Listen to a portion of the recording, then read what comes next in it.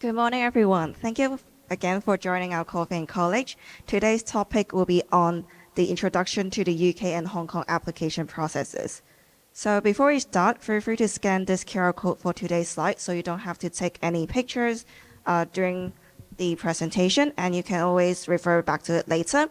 We'll also be sending the soft copy of the slides to you shortly after today's section. While you're scanning it, just some housekeeping rule. Please make sure you use the microphone when you ask questions. Please also turn off your ring devices. And if you have other commitment that you need to go to, please feel free to leave anytime in the middle of the section. So just an introduction to our team again. We are the higher education team at West Island School. We have 3 counselors. Ms. Gosh is responsible for Han and Ming. You have seen her just now. Mr. Hirsch is responsible for Ching and Song. Myself is responsible for Tang and Yuan. And of course, we have Ms. Kellyanne, who's responsible for all the communication internally and externally. Our office is in A505, so students are more than welcome to visit our office anytime to ask questions. So before we start, we just want to let you know the previous students' destinations of places that they have been. The reason why we would like to introduce UK and Hong Kong first is because they are the two most popular destinations for our students. I just want to emphasize that all applications are equally important. So if your child is considering any other countries, we'll cater that, and it will be covered in other sections or in our one-to-one sections. So today's topic will be on overview, curriculum, research, entry requirements, and application procedures. The formats of it will be going through UK first, and we'll compare it directly to Hong Kong, so it'll be by topic. By using this strategy, hopefully everyone will have something to listen to throughout the presentation, no matter if you're interested in both or if you're only interested in one of these countries. So first of all, we'll cover the overview, which is basically things that you should know before considering these two countries.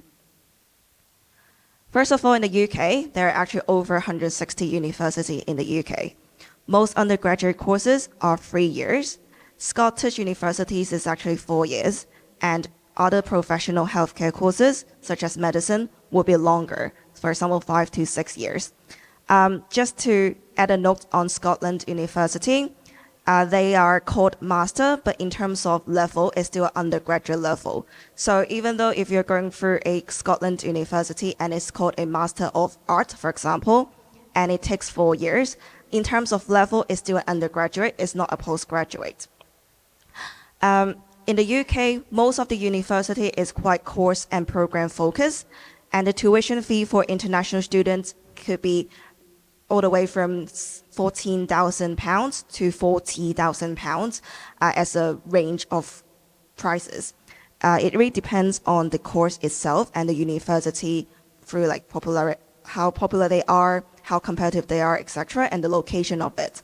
So courses like art, social sciences, where it involves more self-study, will be on the lower end of like under £20,000.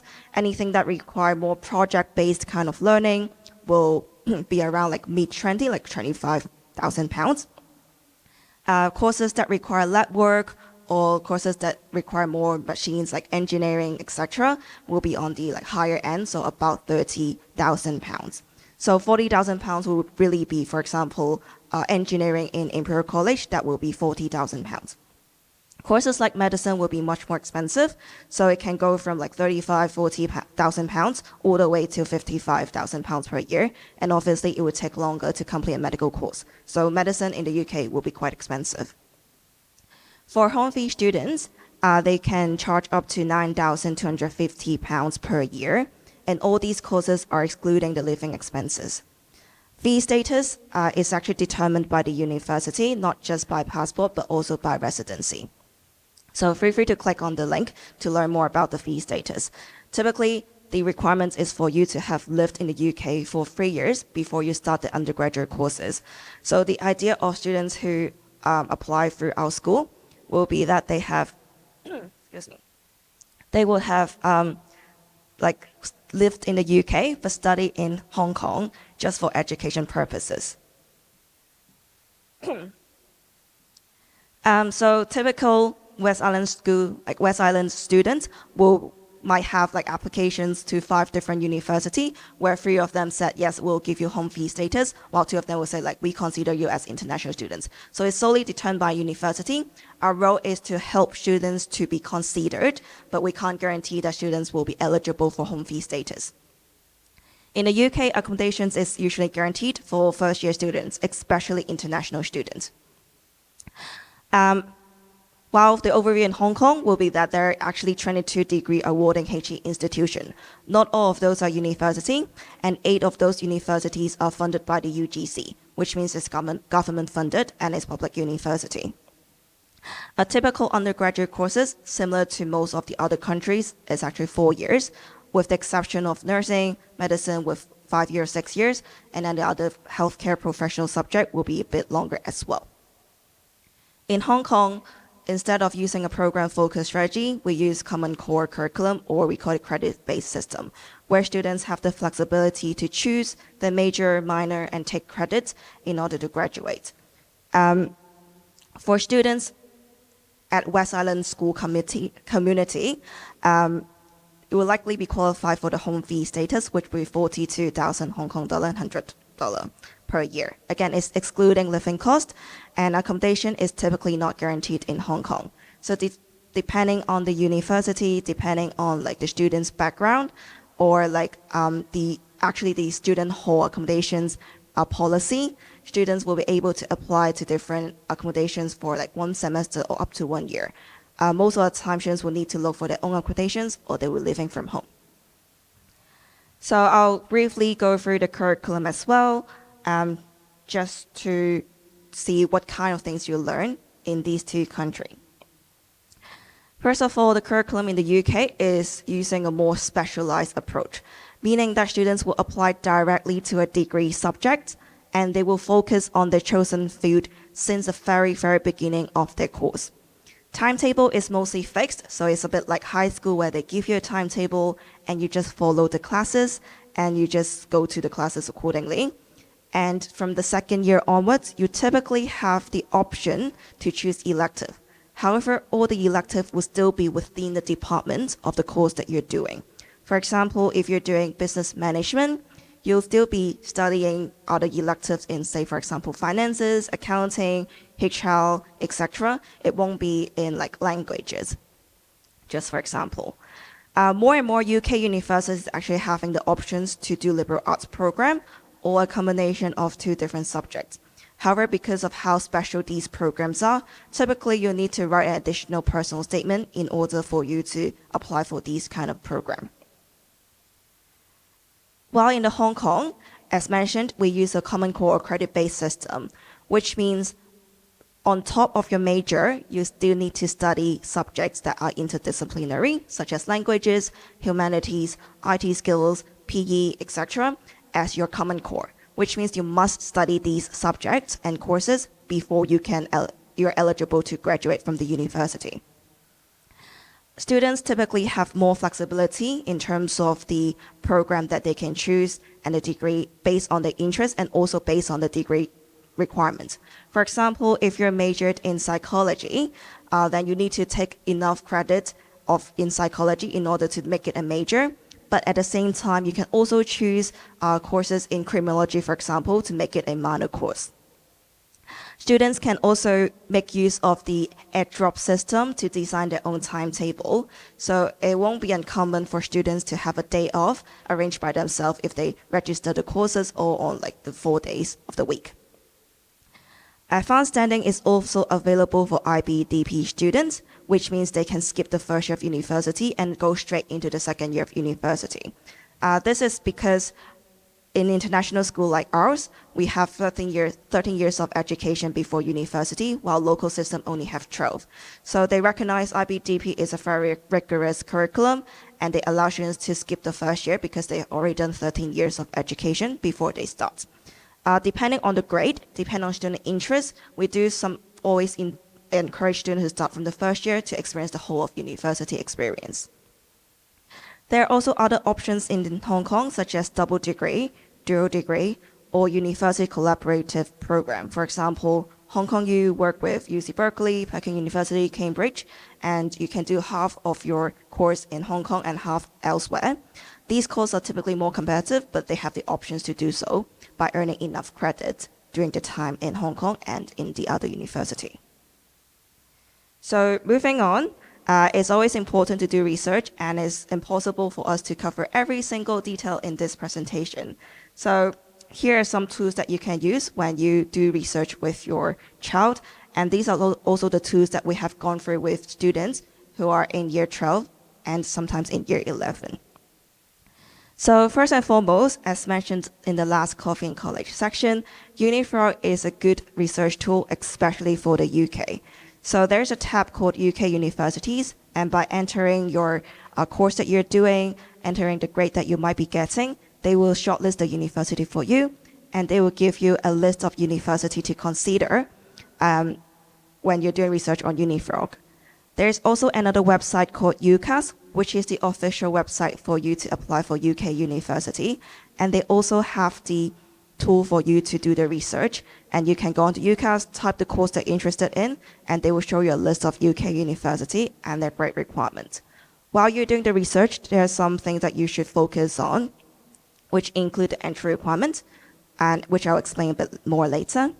The course content, especially for UK as it's so specialized in one single program, even though two universities might have the same course, they might have a totally different course details, and they might using a different approach to teach the program. So please make sure that you also check the course content before choosing a program from a university. It's also important to look at the tuition fees, living cost, duration of the course, and the location of the university. So as mentioned, anything in the south will be more expensive, anything closer to London or in London will be more expensive, while things in the north or in the non-big city will also be cheaper. In the UK, there's also campus university, which they have their own campus like West Island School, or sometimes it's a city-based university, which means they have individual buildings in the city where they can enter the building and will be in the campus, and then when they leave the building, they're part of the city. So London University in London will be typically using a city-based approach to build their campus. It's also important to know the accommodation arrangement. So some university guaranteed accommodation throughout the undergraduate degree. Some university only guaranteed for first year. So it's also important to check out what are the other options you might have if they don't guarantee accommodations, or like the arrangement that they can use when they arrive that particular area. For Hong Kong, on Unifrog, there is also a tab in green called Asian University, where it also could be a starting point. However, we think that is not really useful because the information that they cover is not as detailed as those on the university website. So we have always recommended our students to go straight to the university website to do their research. And however, if you are unsure about what universities are available in Hong Kong or in Asia, it's still good to use Unifrog as a starting point, but your ending point should always be with the university website. Another approach that students can use is also to just focus on the initial 8 UGC-funded university as a starting point to do their research. Again, it's important to look at the entry requirements, both including the subject requirements and the grade requirements. So subject requirements will be any prerequisite, subjects that you have to have done before you can enter those courses, while grade requirements is typically what's stated on the website is the lower boundary, which means that students they have previously accepted, the lower boundary will be that grade. For example, in Hong Kong U, economics is 34. So that's just the lower boundary. It doesn't mean guaranteed admissions, and I'll explain more about it later in the entry requirements part. Most of the university have first choice requirement. So when you apply for university, you'll be applying directly to the university, and you have multiple options to choose from. And for the competitive courses, for example, medicine, dentistry, etc., they require you to put it as a first choice. So you can't apply for medicine as a first choice and then dentistry as a second choice, because they need you to put it as a first choice. It's also good to look at the course content. As mentioned, there are more flexibility to choose different courses and earn different credits, etc.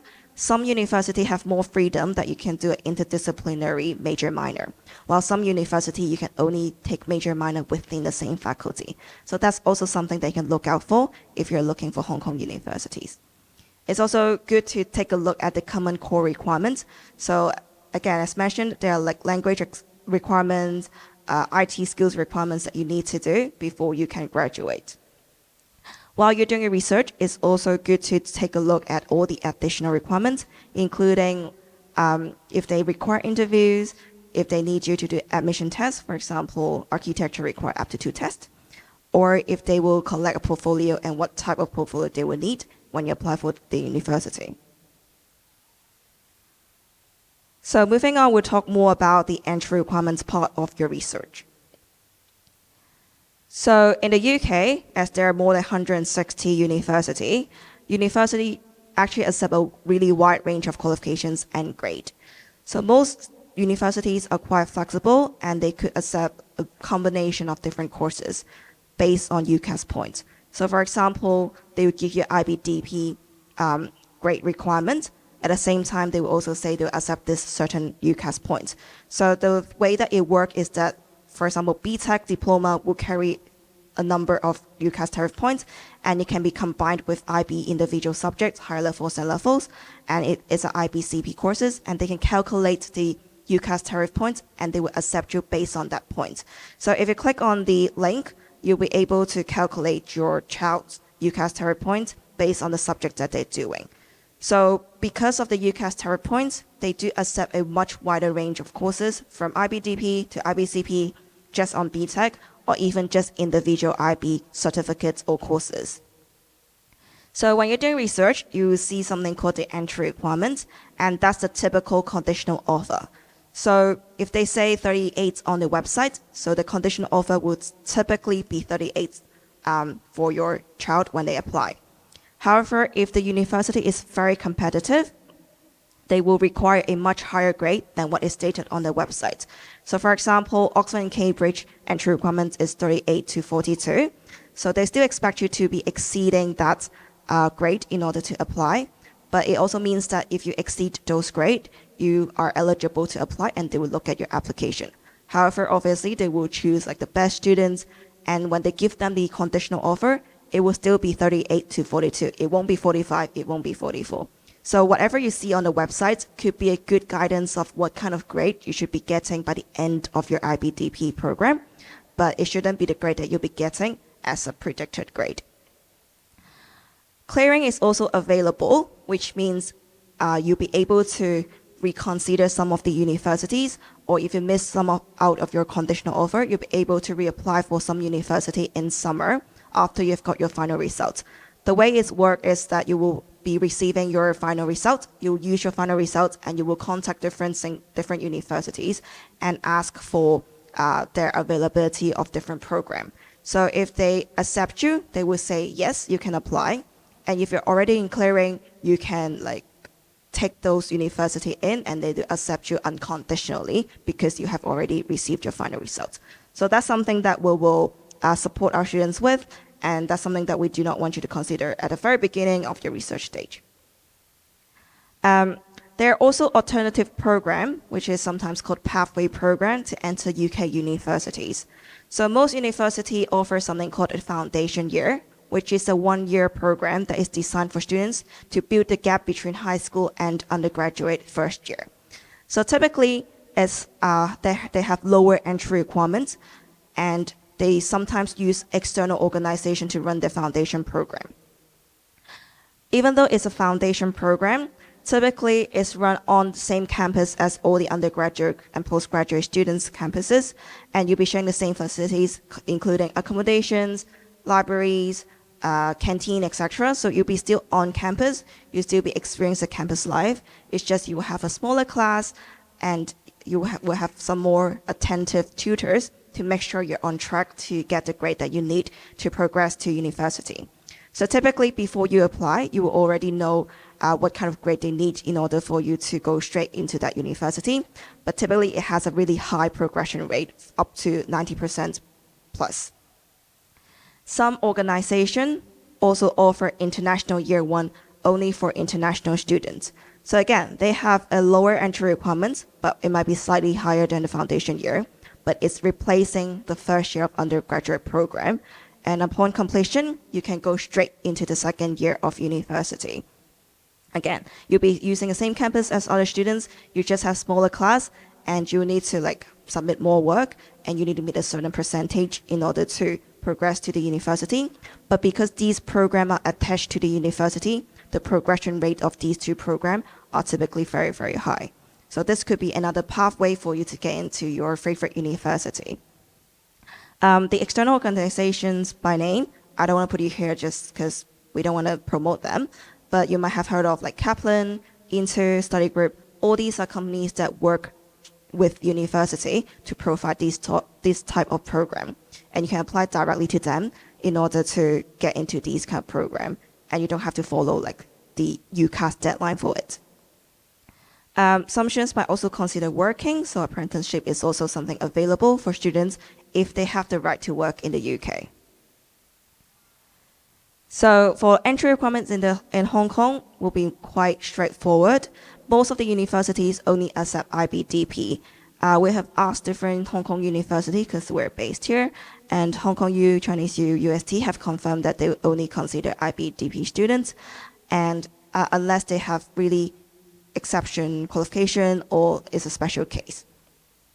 Some other university will consider IBCP or BTEC students, and most of the time they say it's case by case, so there isn't a grade that they're looking for, but it would depend on like the overall profile, what type of BTEC they are doing, what type of IB subjects they are doing on top of their BTEC, in order for them to decide whether or not they will accept them into their university. So universities like Lingnan and Baptist have confirmed with us that they will consider IBCP students, and CityU will also consider BTEC students. I also had students who applied to PolyU for business, and he also got accepted and currently studying in PolyU with BTEC qualifications. So because of how difficult it could be to enter Hong Kong universities, there are also alternatives that you can consider when you're looking to attend university in Hong Kong. So the programs are associate degree and higher diploma. Both of these programs are offered by community college in Hong Kong, for example, Hong Kong U Space. These programs is a 2-year program where associate degree is more academic focused, meaning that it will cover courses like languages, business, social sciences, arts, etc., and is designed for you to get into university. While higher diploma courses is more focused on the vocational or professional training, such as design, engineering, marketing, aviation. So it's not surprising for you to see job advertisement that is asking for higher diploma graduates, because for these programs, it's more hands-on skills compared to the associate degree. However, both of these programs is designed for you to continue at university. Based on the GPA, based on your subject of choice, you'll be able to apply to either the first year or the third year of university. Again, it's based on the grade and based on the situation for that year. But if you do higher diploma or associate degree and apply straight into the third year and got accepted, it means you'll be spending equal amounts of time as students who graduated from high school and got straight to the first year straight away. The cost is slightly higher than a normal undergraduate program. So undergraduate program in Hong Kong is 42,000 Hong Kong dollar per year, while associate degree and high diploma will be ranging from 59,000 to 70,000 Hong Kong dollar per year. So last but not least, we'll cover more on the application procedures. As mentioned, UCAS use a platform called UCAS, which is an official website for all UK applications to go through that system, and it's run by NGO in the UK. So all application has to go through it, and it has a cap of 5 applications, which means it's 5 courses. If you're interested in that single university, the most application you can do with that university is 2 different programs. For example, if you're interested in art and you want to apply to UAL, that's your first choice, you can only apply to 2 courses like film and animation, for example. And that will take up 2 spots of that 5 quota. If you're applying for competitive courses like medical courses, they make sure to only apply to a maximum of 4 programs. Your fifth program has to be a backup of biomed or neuroscience, etc. And that's a system limitation. Before you apply, you need to choose between Oxford and Cambridge, as again, UCAS only allow you to apply to either one of these two competitive universities. There are 2 rounds of application. The early round is only for students who are going through Oxford, Cambridge, or medicine, including medicine, vet med, and dentistry. When you're applying for university, you need to write your personal statement, which it has the cap of 4,000 characters, which is around 600 words. Our HE team will also be submitting your tutor references and will also input your UAG, which is also your predicted grade. After you have applied for the university, you will also start getting interviews or admission test requirements, or you might need to submit your portfolio. All these you should know it during your research stage, but you will only need to do that after you have applied for the universities through UCAS. So we have made these slides for our year 12 students to explain how it really works. So you can see like students need to link the application to us on UCAS, and when they submit the application, it will go straight to us. Then our team will be checking the applications and input all the UAG and references, and then we'll send it to UCAS, and UCAS will send it to the university. So if the students miss their deadline and they apply after or maybe really late, our team might not have enough time to submit the university application to UCAS. So please make sure students submit the application before the internal deadline. So in terms of getting the offers, university will review the application through UCAS, and if they need additional information, they will contact the students directly, and they won't go through us. Meaning that if they miss an email or they don't know that they need to submit anything, they might just reject them because they don't have enough information. So again, please make sure students check the email because they don't contact us for anything like that. If they don't need anything else and they're happy with the qualifications or the grade that they have accepted, then they will release their offer through UCAS track. So they can log into UCAS and they can see their conditional offer. So for Hong Kong, they do not have an official platform to make the applications. Students will apply directly on the university website, and they will apply as a non-JUPAS international applicant. Personal statement is also required, but there are more flexibility in terms of word count. The maximum that we have seen is 1,000 words, or they say just submit 2 pages of personal statement. They will also need to submit the school transcript, which will be prepared by us, and we will also submit the reference letter through the council portal or link. So university will contact us directly for all the references and school transcript if they didn't get in from the student. Similar to UK, they have early round, but early round is recommended for students who put Hong Kong as a first choice, or if they are applying for competitive courses like medicine or law. So they don't have a specific requirement of which course is eligible for early. You can apply to early if that's your first choice university. If they require interviews, it will take place from December to March, and if they don't need interview or they just want to give you the offer, typically you would be getting offer all the way from December all the way to July.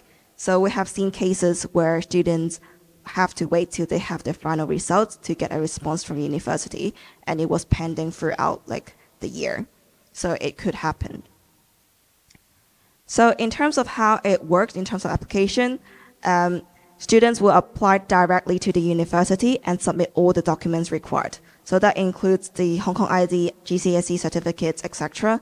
And they will need to input all the personal details and extracurricular. After university received the application, they will send the request to the HE team and they will submit all the supporting documents. Again, that includes reference letter and school transcript. In terms of receiving the response from university, similar to the UK, university will contact the students directly if they need more additional information, or they require interviews, or if they want to give them an offer. So we have had a lot of students who missed these kind of email, and they missed the interviews or they missed the offer deadline, and then they got rejected because of that. So university will not send the outcome, send the offer to the students. They will send a notification to the students' email and ask them to check the portal. And the offer details will be on the university application portal. And unlike the other country, there's only 2 to 3 weeks for you to accept the offer and pay the deposit of 5,000 Hong Kong dollar. So again, if you missed the 2 to 3 weeks, if you didn't check your email, didn't check your portal, they will have the right to retract your offer and give it to someone else. So if you're applying to Hong Kong, again, please make sure you check your student's email because you're the first point of contact and they won't let us know if they need anything from the students. This is a tentative deadline for the class of 2025, which is the current year 12. So for those that are related to Hong Kong and UK, is first of all, our students will need to complete the personal statement. They should have already submitted the first draft earlier this week, and then we will review it. And students will need to send their second draft and the final draft next year when they come back from summer. In year 13, we're also expecting students to finalize the university list. It will be recorded and logged on Unifrog, and that will be the list that they will be applying to by early October. For UK early round, they should complete and submit the application by late September.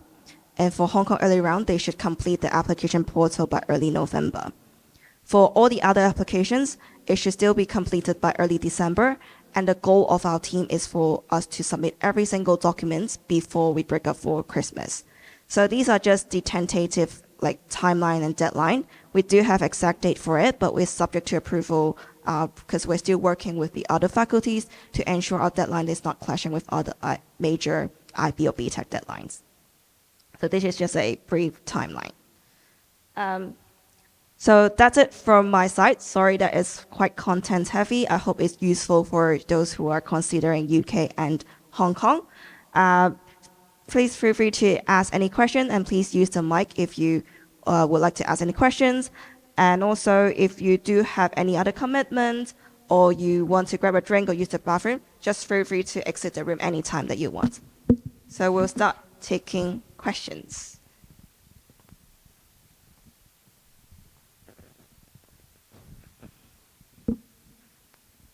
Hi. Could you explain a bit more on the early application process for UK? I mean, is it university or course dependent or depending on the competitive element? So in the UK, early application is only for Oxford, Cambridge, and specifically for these 3 courses. So if you are applying for early, you need to apply by the end of September for these specific courses. So even though your courses could be a very competitive courses like engineering and Imperial College, it doesn't have to be early round. It can be applied for during the regular round. Most of the university do not have preferences over early round, over regular round. So even though you're applying for Imperial College, they want to wait till every single other regular applicant have submitted the application before giving you a response. So the early round is really only for these 5 different programs. Thank you. And the reason for that is because they require a longer application process. So it's not like, oh, they are better course or anything like that. It's just because they need more steps before they accept a student. And that's why they have this early round situation for these specific courses.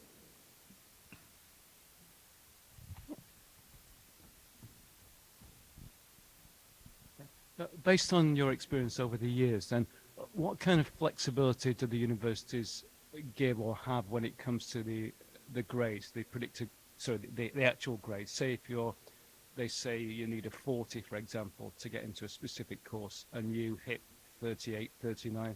Is there any kind of flexibility, or is that quite rigid? Good question. So I have been HE counselor for over 7 years now, and before that I was working for a university in the UK as recruitment officer. So from my personal experience, UK is a bit more flexible, especially depending on which type of university you're going for. So if it's a competitive courses like computer science, engineering, or if it's like Oxford, Cambridge, or Imperial College, or any university in London, they are quite rigid. So if they're asking for that conditional offer, you need to meet that conditional offer in order to be accepted. For other universities, depending on the year, they will have some sorts of flexibility, especially for universities that you pick as a firm choice, which is your first choice. They are more keen to give you that flexibility. So I would say over the last year, especially during COVID, I would say plus minus 1 to 2 is the grade they're looking for. However, for Hong Kong, they are quite rigid. So they're not very flexible with their offer, and while for UK, they look at your final grade and they accept you manually on UCAS track. For Hong Kong system, they reject you automatically if you didn't meet the conditional offer. So for Hong Kong, what we need to do instead of like hoping that they will accept you in July is that students will need to appeal for their application in July if they miss their conditional offer. So Hong Kong is a bit more straight than the UK. I would add one other point. We're talking about the flexibility as a result of awarded grades in, when we get our final marks in July. So it's not flexible on the front end. So if you go to UCAS and it says they require 38 points and you apply with 36 points, they're not flexible then. So when you apply, it's expected that you exceed what they're asking for on the website. And then if you exceed it, they are more likely to give you that conditional offer. So as mentioned, like if they're asking 38, they will mostly only look at applications with 38 or above as a predicted grade to start off with. And then they will give you that offer. But even though if you've met the offer, if exceeded it, it's still not guaranteed that they will give you a conditional offer. So it really depends on like the course, the program, and the year. So what kind of standardized tests are required for the medical and the law program, and how do you prepare for that? So for Hong Kong, there's no admission test for law and medicine. For UK, the medical exams is UCAT, UCAT, and all of the universities is using UCAT right now. For law, it's LNET, and it have a range of different times you can take both tests. So in terms of preparation, both the UCAT website and the LNET website do have sample questions for you to look at and to prepare for. Both of these tests you can only take once during the academic year. And for UCAT, you'll be able to get your results in 1 week. So you'll be able to see what your UCAT grade to decide which university you want to go for. However, for LNET, you won't get your results until you apply. So they release the results in February, which is after the deadline. So you'll be really applying blind. So that's just a box for you to tick for LNET. So our recommendation is for you to have at least 1 to 2 non-LNET university to apply to if you're applying for law in the UK. There's some additional tests most students don't need to take. So like there's the thinking skills assessment for Oxford, and then sometimes like Oxford and Cambridge have some subject-specific tests. Imperial College as well for engineering. Yeah. So like there might be some additional admission tests for other subjects, but specifically for law and medicine for all UK university, they'll typically need to take UCAT and LNET, but not all law schools ask for LNET. While for Cambridge, Oxford, and Imperial College, they have additional admission tests, which is also like set in either British Council or any other test provider in Hong Kong. We are not a test center for now. There's a new requirement for some very math-heavy courses. It's the TMUA, which is offered through the Pearson's Exam Center. So that would be for like highly prestigious universities that have math-intensive courses. And there's, I think, 3 or 4 schools that are requiring that next year that hadn't required it previously. So it's really important that the students are being careful with their research to make sure they understand all the requirements. Any other questions?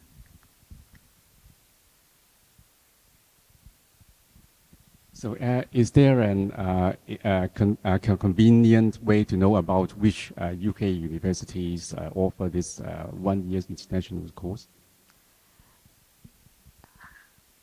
Convenient way. There's no platform for you to do it, but my to-go list is usually, first of all, to know which university you're interested in. Second of all, for you to search on the directly on the university website. If you don't have a specific target university, then what I'll do is to go on to like Kaplan into study group, these websites, and see which university offer international year 1. It's called IY1, and I think it's more something that we can talk on individual basis based on the students' performances and what kind of qualification they are holding. Thank you. Thank you. Just want to ask your experience on students who are applying to Hong Kong universities from a non-native Chinese-speaking background. How have they done in the recent years? And I mean, I'm not talking about medicine because medicine you need some Chinese, But for the other programs, have they come back with any feedback about their experience as well? There are no Chinese requirements for international school students. So if you're taking international qualifications, there is no requirement for you to have completed Chinese beforehand. But as you mentioned, like courses like medicine and nursing, and sometimes physiotherapy, they expect you to know Chinese as part of the interview process. But that's like the spoken Chinese level. It's not like a academic Chinese grade you need in order to get into the university. Also, typically for international school students, they waive the Chinese requirements from the Common Core curriculum if you're applying with like IB, for example.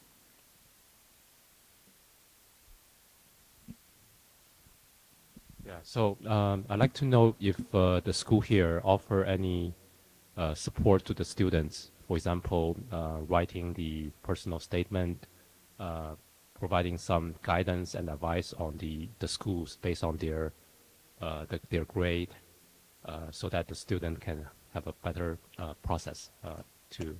Yes. Yeah. So what we've been doing with the lower year group is that we introduced Unifrog. Unifrog had all stage 2, but from year 11 onwards, especially in year 12, we have career lessons for us to help them to go through all these processes. So now we're closer to the end of year 12. What we've done already is to research on the subjects of area of interest, research on the university, considering which country. So some of these slides is actually reused from the students' slides. Also, students have time to write a personal statement. They read some samples. We teach them how to write it, and they will need to submit it 3 times before it gets sent to the university. And then we'll give that ongoing feedback to ensure that it's a good quality personal statement before it gets to the university. So all these are programs that we support the students. And of course, on top of that, we have one-to-one meetings, and students have the freedom, like they can meet with us as many times as they want to get the support. So it really depends on the students, but we support them as much as we can in order to support their application to the university.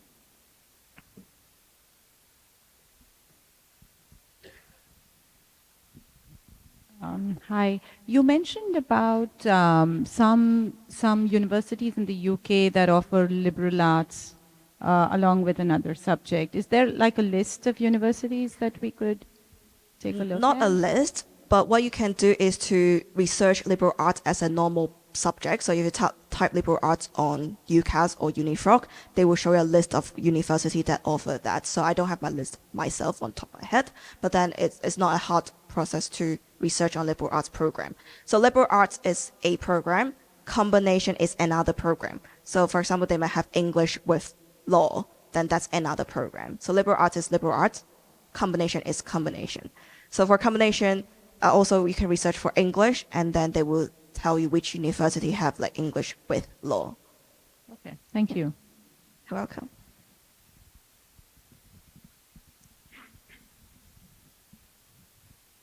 All those deadlines you mentioned, is it there's a copy to the parents as well, or?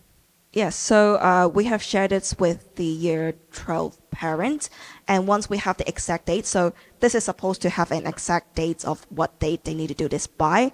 Once we have the exact date, we will share with the students and the parents. Currently, this is on the Google Classroom for the year 12 students. Again, we're still working with the faculty to ensure that there are no major other big deadlines that clashes with our internal deadline for application. And a new initiative that we're going to do for next academic year is we will create a Google Calendar, and we'll share the link with people so you can subscribe to that Google Calendar. So if you use Google Calendar, then you can see when those deadlines are coming up as well.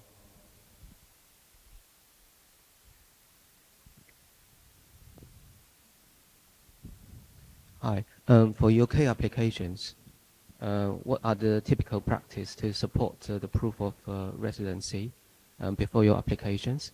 And the status, does that mean the students compete with different groups of students, whether that brings some advantages or disadvantages?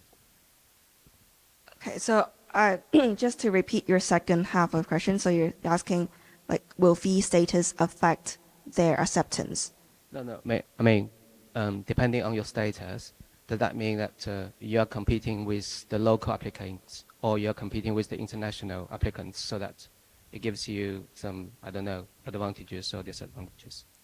Good question. I'll answer the first part first. So our practice to support the home fee students is to ensure that they are applying as a home student. So that includes putting your UK address in like as your home address.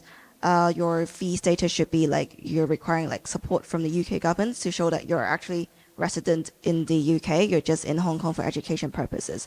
However, this year we have a new section called "Where Do You Live?", which means like they need to know where's your like actual living address. We do not know how this will affect the home fee assessment, but our goal from our office is to ensure that university give you that second step for you to fill in a questionnaire to show them like what sorts of links you have with the UK. So previous students apply as a home students, they use like UK as the home address, etc. And you prompt universities to submit, like to send a questionnaire to the students to complete. And that questionnaire will include things like how often do you go back to your UK home? Do your parents pay tax? Are you involved in any like public services in the UK, etc.? So we'll support it through the step, but it's so individual and personalized. So there's not extended support for students, but we just ensure at the application stage that they're applying as a home student. For the second half of your question, again, it depends on how competitive the university is. So for most university, as mentioned, they are accepting the grade that is stated on the website. So if you're exceeding that conditional offer grade, typically you'll be same basis as other students. However, it's only when you're like borderline cases, we have seen cases, which is quite unfair, that students, like university give the offer, like the flexibility offer to international students, but not local fee students. So, of course, like they want to have more international students to support their education services, but it's quite unfair, but it's typically only when you miss the offer by 1 point. So it's whether or not the uni is willing to give you that flexibility. So they're more willing for international students and less willing for local students. So that's what we have observed in the last few years. Thank you. But there should be no difference in terms of acceptance point, like conditional offer. There's only one thing I think that we're aware of where there is a slightly different thing, which would be for medicine. So in medicine, they'll have maybe like 180 seats that would be for UK nationals, and then they might have like 8 or 12 seats for international. So the international students, then they're not competing for the 180 seats, they're competing only for those, 10 or 12, and that varies from university to university. Yep. For those courses, if they do consider as a local student, and they're considering based on that bigger pool of students, you need to attend the interviews in the UK based on experience. So you need to fly all the way there if you're a local student. Any other questions?